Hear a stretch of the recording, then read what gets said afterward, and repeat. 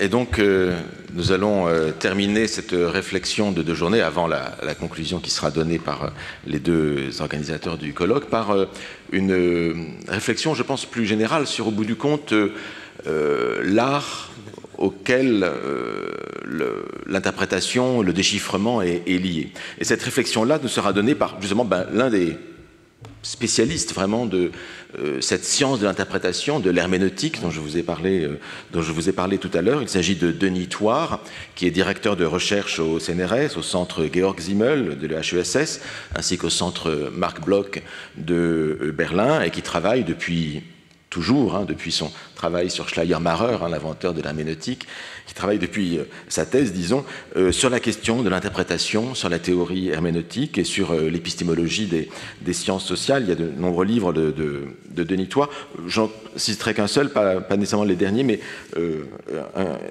il a dirigé avec Christian Berner un dictionnaire philosophique de l'interprétation, chez Vrin, paru en 2015, et qui, je crois, serait très utile pour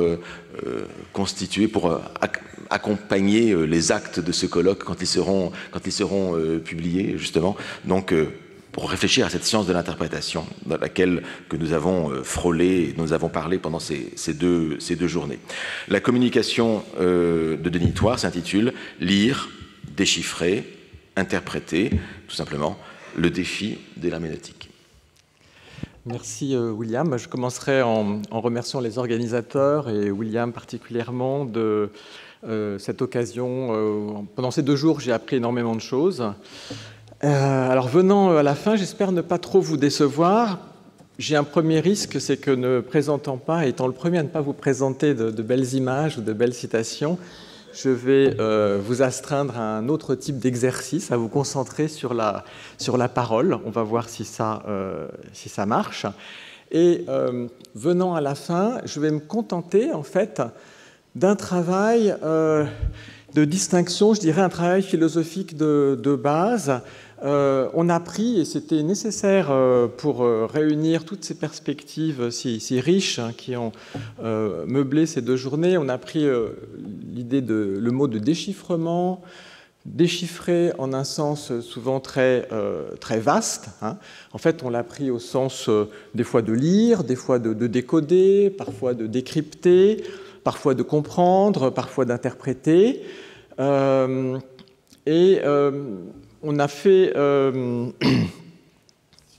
a eu des approches très différentes. Parfois, c'était dans un sens aussi largement métaphorique. Par exemple, quand on parle en cosmologie du déchiffrement, il faut évidemment le prendre dans un sens métaphorique, sinon on est dans de la théologie, dans de la physico-théologie, et c'est sans doute pas le propos. Et donc j'aimerais revenir tout simplement sur l'enchaînement des opérations lire, déchiffrer, interpréter, je parlerai aussi de décoder, pour réfléchir à leur distinction possible, de manière peut-être grossière, mais peut-être aussi utile pour que chacun, à l'issue de ces 2 journées, puisse peut-être serrer ses pensées et organiser ses notes. Donc je vise essentiellement la différence conceptuelle de ces opérations. Et l'enjeu de ce travail et l'enjeu de ce qui nous a réunis, c'est que derrière ces modes de scription et de déchiffrement, c'est à mon sens la question de la mémoire culturelle qui se pose, celle de son actualisation, de sa préservation ou de sa négligence, et au-delà, sans doute, la question du statut ontologique des objets culturels qu'il faudrait considérer. Est-ce que des contenus, et je mets des guillemets, des contenus non lus, non déchiffrés ou non compris, ont une existence ou pas? Et s'ils ont une existence, quel type d'existence est-ce le cas? Et réciproquement, est-ce que des signes graphiques, ou ce que nous tenons pour tels, ont une existence culturelle indépendamment du fait d'être lus, déchiffrés, interprétés, ou de pouvoir, à tout le moins, l'être? Un des enjeux du déchiffrement de ce qu'on n'arrive pas à déchiffrer, c'est aussi celui-là, c'est de doter d'un autre type d'existence des textes. Donc la question se pose de manière cruciale, à mon sens, à l'heure où nous avons accru indéfiniment nos capacités à enregistrer, conserver, muséifier, patrimonialiser notre héritage symbolique, et où nous sommes dans une capacité toujours moindre de l'actualiser, de le recevoir, de le reprendre en le comprenant, de l'interpréter.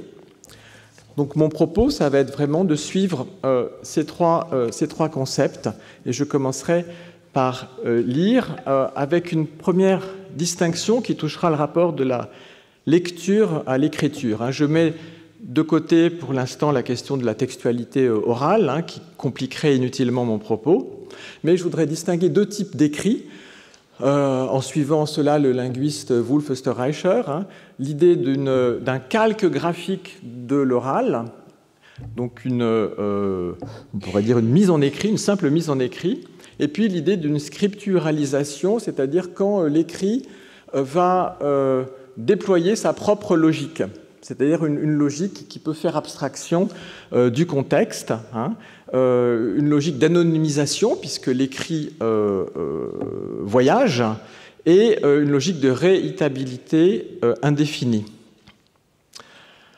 Alors, dans le premier cas, celui du calque graphique de l'oral, le lecteur, on pourrait dire, est plutôt passif, ordonné à la restitution du message oral.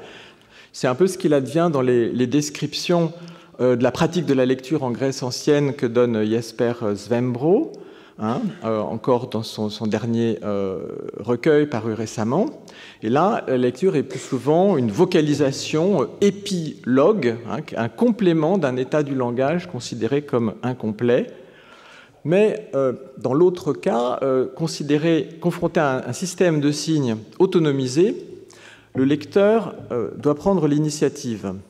Et dans le cas de l'écriture grecque, justement, on a un cas particulièrement favorable, puisqu'on a affaire à un système doublement autonomisé, d'une part par le déploiement de cette logique propre à l'écrit, que j'ai déjà évoquée, avec abstraction hors du contexte d'énonciation, et des informations qui sont liées à ce contexte.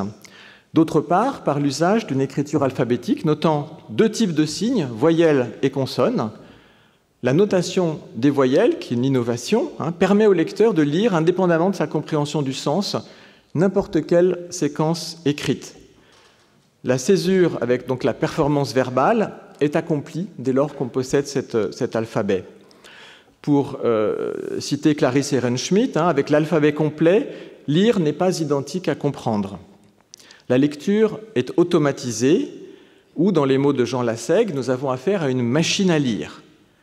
La lecture peut donc être opérée par un appareil qui scanne simplement les signes graphiques, ce que fait du reste notre ordinateur quand nous lui demandons de lire à voix haute, si je puis dire, nos textes. Et il le fait d'une sorte de voix mécanique et plutôt sinistre, mais il le fait. Et quand on actionne cette fonction, nous ne supposons pas, bien sûr, qu'il comprenne ce que, cependant, il lit. Je reprends maintenant l'expérience de la lecture dans ses données les plus ordinaires, une fois mise de côté l'idée d'une pure passivité du lecteur, comme celle de son remplacement par la mécanisation.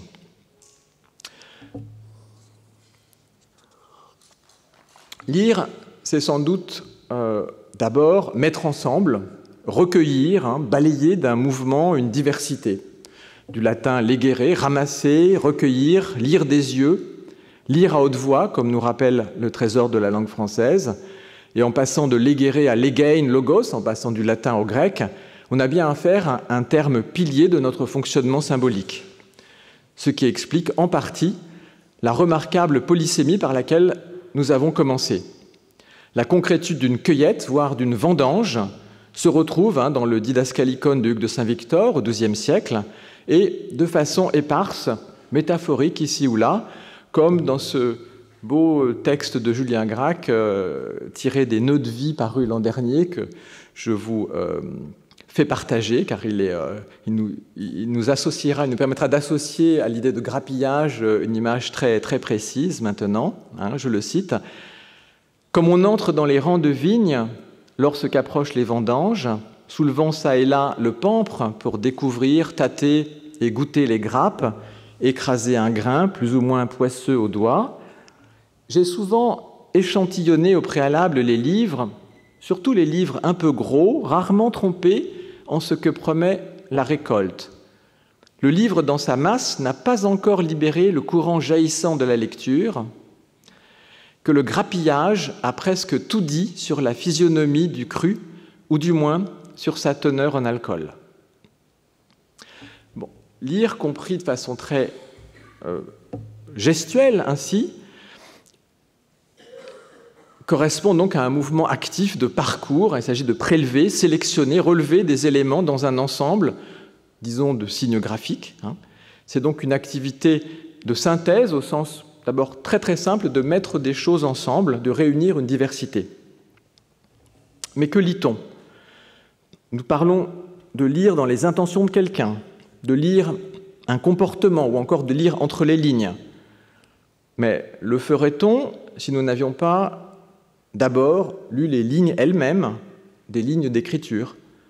Évidemment, non. Ce que nous prétendons lire présente nécessairement les traits d'une écriture. Si nous lisons entre les lignes, c'est justement que nous ne nous contentons pas de lire les lignes, mais cela présuppose néanmoins que nous les lisions. La lecture présuppose l'écriture et vice-versa. Ce que nous lisons, nous le supposons écrit. Nous faisons intervenir en cela la catégorie de l'intentionnalité. Nous faisons l'assumption que ce qui est écrit, et là je mets des guillemets dans tous les mots qui suivent, dit quelque chose, qu'il est porteur d'un contenu, message, sens ou d'une signification. Il s'agit donc de signes, j'ai parlé déjà de signes graphiques. Les signes ne sont signes que pour quelqu'un qui les reconnaît, qui les prend pour des signes. Ce qui devient signe, comme l'a avancé de façon convaincante, à mon sens, le philosophe Joseph Simon, c'est ce dont la signification immédiate m'échappe, mais dont j'ai de bonnes raisons de supposer la signification. Une pierre au bord du chemin n'est pas un signe, à moins que je ne la perçoive comme l'indice d'un passage, si elle a été récemment déplacée, ou la marque d'une croyance ou d'une coutume locale, ou un élément d'un langage spatial, ou pour toute autre raison. Si nous reconnaissons un ensemble de signes comme recelant un sens, notamment parce qu'il relève d'une écriture, nous supposons d'ordinaire que cette écriture, et avant toute lecture que nous en fassions, et avant tout déchiffrement, fait sens, et je mets encore des guillemets en m'excusant pour cet anglicisme. Nous anticipons sa significativité. Si nous parlons par exemple du livre du monde, c'est une façon de dire que le monde fait sens pour nous comme un livre. Un livre est une promesse de sens qui s'offre à la lecture et le monde serait de même pleinement sensé comme l'est un livre.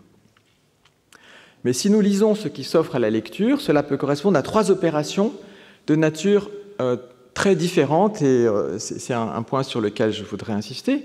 On pourrait considérer que lire, c'est d'abord vouloir dire que nous sommes en état de déchiffrer de l'écrit, de l'épeler. Autrement dit, nous maîtrisons la technique qui permet, en principe, d'accéder au sens inscrit. Ça renvoie à une capacité. Premier sens très général, dont souvent on parle quand on parle d'apprentissage de la lecture, mais c'est un sens extrêmement élémentaire que je distinguerais d'un deuxième niveau plus élaboré, qui est lire au sens, je dirais, de la pratique, quand on est en mesure de faire un usage efficace de l'écrit, que ce soit pour recueillir des informations, des instructions pratiques ou administratives, des indications d'orientation, etc. Nous habitons de fait dans un univers où l'écrit est omniprésent. Quand nous ne trébuchons pas devant les masses d'écrits, nous savons lire. Quand nous pouvons nous orienter dans cette foule de sollicitations écrites et tracer notre voie. Et on peut noter au passage que c'est cet univers que nous nous sommes fabriqués, où l'écrit est tellement présent, et de plus en plus avec la diffusion des écrans. C'est un univers extrêmement hostile à toute personne non-voyante, bien que dans le même temps, la situation ait considérablement changé du fait de la lecture automatique de tous ces signes. Troisième acception, après donc le lire comme capacité et lire comme usage, lire comme finalité. Lire peut vouloir dire en un sens emphatique, mais dont il a été question aussi ces 2 journées précédentes, s'emparer des contenus, accéder au sens, non seulement déchiffrer la lettre de l'écrit ou les plaies, non seulement comprendre les éléments lexicaux, mais aussi accéder à un sens unifié de ce que nous lisons. Bon, tout cela se range sous le petit mot de lire, sous ces 4 lettres en français. Et que veut-on dire maintenant quand on parle de déchiffrement? Ce serait mon 2e moment. Déchiffrer, un terme qu'on emploie fréquemment au sens de surmonter la difficulté d'une écriture pour parvenir à lire, par exemple, un gribouillis. Mais on parle aussi de déchiffrement, dans un sens déjà métaphorique, pour désigner l'interprétation d'un texte obscur, volontairement obscur et comme chiffré. Mais cette opération est souvent assimilée à l'élucidation d'un code secret. Il importe donc d'introduire de nécessaires distinctions. Déchiffrer, c'est ce que j'avancerai, n'est pas décoder. Le code, règle de l'organisation d'unités signifiantes, voire leur système, peut être exhibé à tous. Il n'est que de prendre la peine de le remarquer. Concernant les codes sociaux, c'est par exemple l'objet du roman classique, bien souvent, que de nous y initier. Les codes de la cour avec Madame de Lafayette, les codes érotiques avec Crébillon-Fils, les codes sociaux, mondains, politiques et autres, depuis Balzac jusqu'à Annie Ernaux, pour rester dans la littérature française. Un code permet ici de prélever ce qui fait signe par opposition dans un registre particulier. C'est l'affaire d'une sémiologie que de décrire ces ensembles. Déchiffrer n'est pas non plus casser un code secret. Il faut aller ici contre l'apparence qui les rapproche. Un code secret, c'est encore un code parfaitement accessible, mais dont l'accès est restreint à un petit nombre. Parfaitement accessible, j'exagère peut-être un petit peu, on l'a vu ce matin. Une clé, en principe, suffit et la barrière tombe. Il devient transparent. Il y a des formes très élémentaires de cryptographie, auxquelles je me tiendrai, qui tiennent beaucoup du jeu, comme quand le jeune Humboldt écrit à son ami Henriette Hertz une correspondance en lettres hébraïques, mais non en hébreu, car bien sûr il écrit en allemand, quand André Chénier crypte en grec les mots les plus orduriers des poèmes de révolte qu'il exfiltre de sa prison de Saint-Lazare, cachés dans des ballots de linge sale, ou encore quand Benjamin Constant pense sans doute soustraire son journal intime au regard indiscret en le rédigeant en caractères grecs. Il s'agit là d'une sorte de morse qui ne dépayse que tant que l'on n'a pas identifié la règle de transposition, qui peut être fort compliquée, évidemment. Déchiffrer suppose un effort plus poussé, qui correspond à un système sémiotique plus élaboré dans sa structuration que le simple encodage, ce qui est le cas sans doute pour le langage humain, d'une part en fonction de sa double articulation en unité minimale de son et unité minimale de sens, de l'autre en fonction de la variété des systèmes d'écriture qui se proposent. L'aventure intellectuelle de Champollion, pour lui adresser un coup de chapeau à mon tour, et de ses prédécesseurs et contemporains, fut de penser ensemble la question de l'écriture et celle du système linguistique, donc de voir les hiéroglyphes comme des signes et non comme des images, et de voir ces signes dans leur fonction phonétique et non pas symbolique. Ce que le déchiffrement met à jour est un obstacle purement intellectuel. Les hiéroglyphes narguaient pendant des siècles leurs admirateurs en figurant une promesse de sens toujours déçue. Le défi était donc d'entrer par effraction dans la logique même de la production de ce composé graphique et phonétique, en combinant un jeu d'hypothèses qui pouvait s'appuyer sur le contrôle fourni par la pierre de Rosette. Il fallait donc une hypothèse sur l'écriture, une hypothèse sur la continuité des langues à travers les transformations, entre le démotique et le copte en particulier. En qualifiant la prouesse de Champollion dans une lettre qu'il lui adressa le 26 juin 1824, Wilhelm von Humboldt parlait bien de déchiffrement. C'est ma deuxième citation que je vais vous lire. Humboldt écrit en français à Champollion. « Je sens bien qu'il faut avoir consacré des années entières à l'étude des antiquités égyptiennes pour y être tellement initié qu'à la vue d'un groupe hiéroglyphique, l'objet ou le mot qui peut s'y trouver caché se présente à l'imagination. Il faut encore, pour réussir dans ce déchiffrement pénible et difficile, être doué du talent de deviner avec facilité et de manière que cette opération périlleuse soit guidée par un tact sûr et une masse de connaissances solides. Humboldt, on le voit ici, distingue bien entre la masse de connaissances requises et le talent de deviner avec facilité, ainsi que le tact sûr exigé par cet exploit.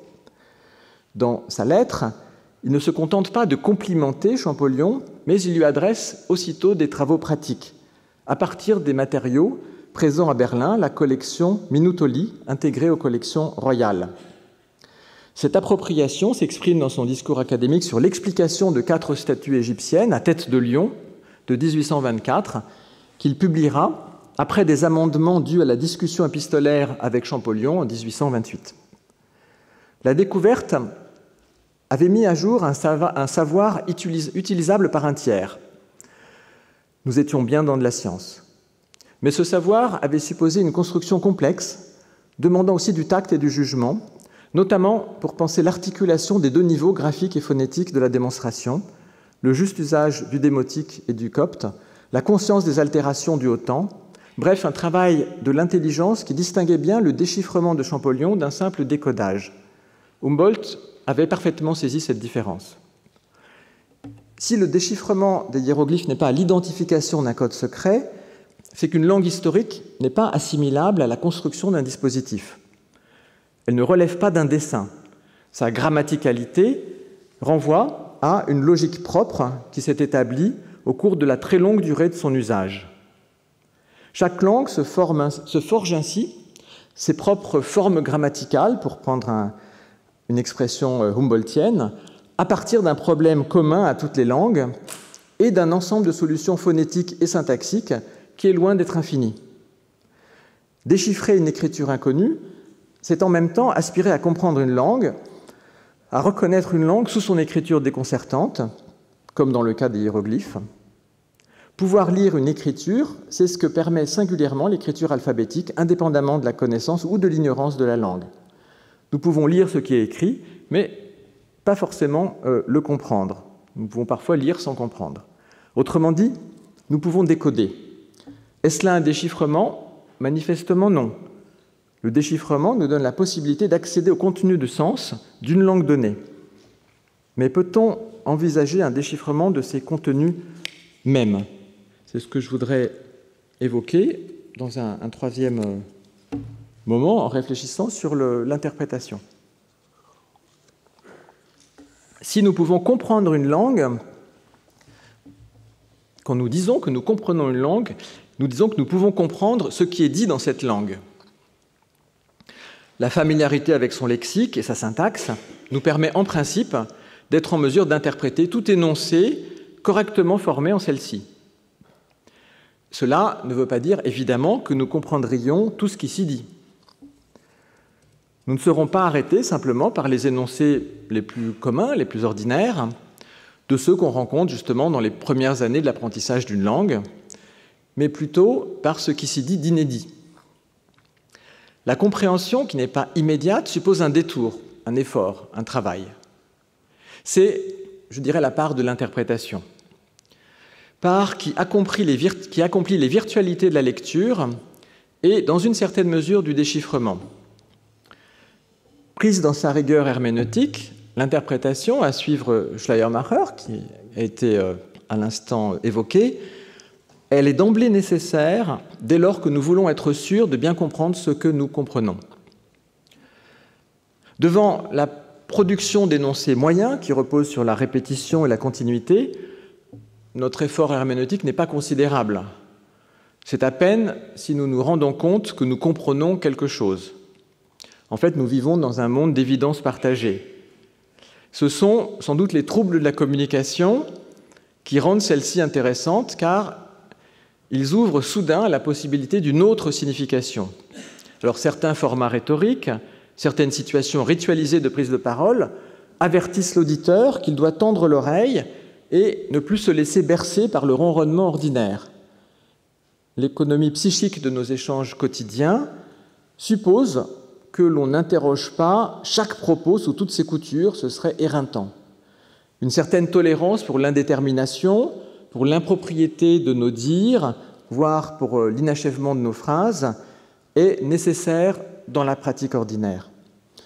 Il faut le regard d'un enfant ou d'une personne extérieure au cercle du dire ordinaire pour interroger ces échanges.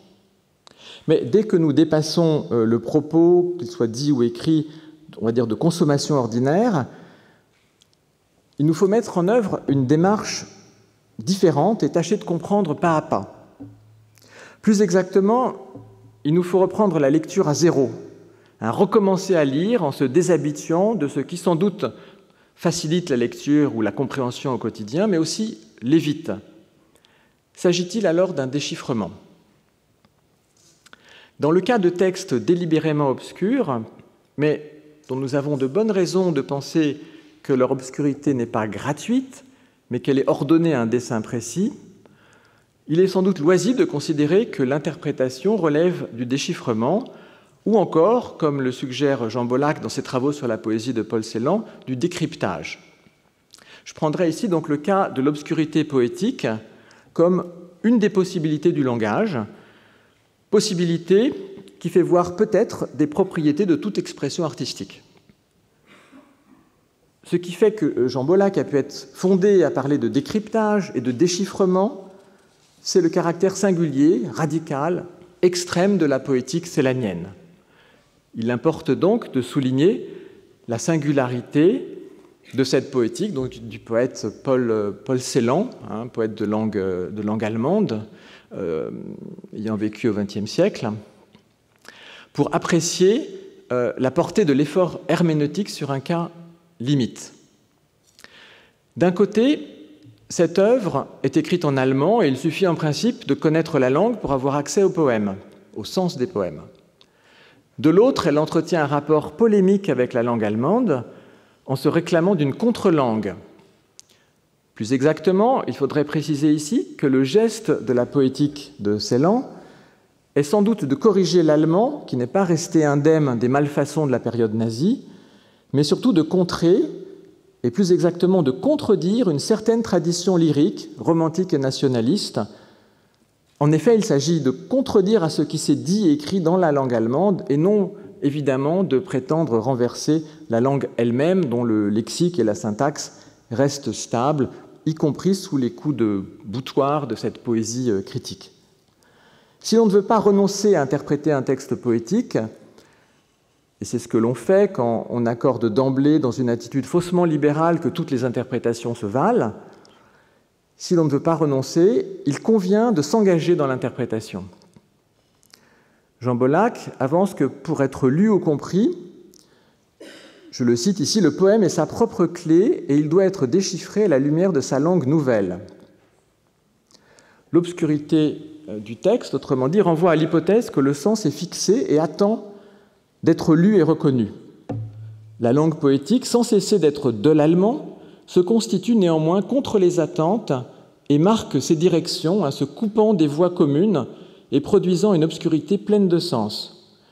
Le déchiffrement peut être alors, dans ce cas, le mode de l'interprétation. Il se distingue nettement d'un décodage dont la tentation se fait jour dès que le texte est obscur. L'idée d'une clé qui suffirait à élucider une œuvre d'art. Le décodeur imagine que le sens sera élucidé dès lors, par exemple, que la référence sera identifiée. Évidemment, des chercheurs ne manquent pas de rassembler une impressionnante documentation qui sert au plus près les circonstances de l'écriture, de l'examen des brouillons à celui de la bibliothèque utilisée, de la lecture des journaux à la reconstitution des parcours ou des rencontres de l'auteur.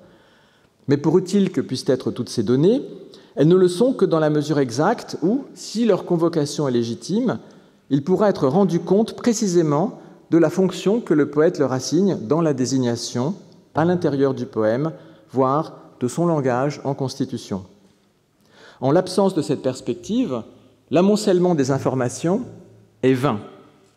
Autrement dit, c'est la confusion de la lecture au sens herméneutique d'un travail interprétatif, confusion de la lecture avec un décodage qui doit être dénoncée. La référence externe n'est pas une clé, elle n'est même pas une citation, l'élément nouveau est approprié et corrigé, sa transformation est une composante majeure de la texture sémantique, commentait Jean Bollack dans l'écrit, qui est une sorte de journal de bord de ses efforts herméneutiques autour des poèmes de Paul Celan. Si la lecture, en suivant sa téléologie interne, sa finalité, vise à apprécier des significations offertes, elle est à penser davantage comme un processus interprétatif que comme une opération de décodage. S'agissant de signes disposés avec art, s'agissant de toute forme d'art, impliquant un tour singulier imprimé au médium signifiant, il est licite de parler de déchiffrement puisque l'artiste constitue un discours second dans le langage partagé. L'auteur peut avoir de bonnes raisons, comme l'expliquait William Blake au révérend Trusley le 23 août 1799, de ne pas tout rendre explicite. Au contraire, ce qui n'est pas trop clair, pas trop explicite, stimule nos capacités, nous pousse à prendre l'initiative, rouses the faculties to act. C'est un parti et un pari pour s'attacher une qualité d'attention particulière du côté du lecteur.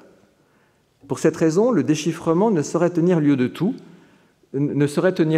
l'exercice herméneutique, puisque nous cherchons aussi bien à comprendre ce qui ne dresse pas de telles barrières pour briser une compréhension trop immédiate, ou plutôt l'illusion d'une telle compréhension.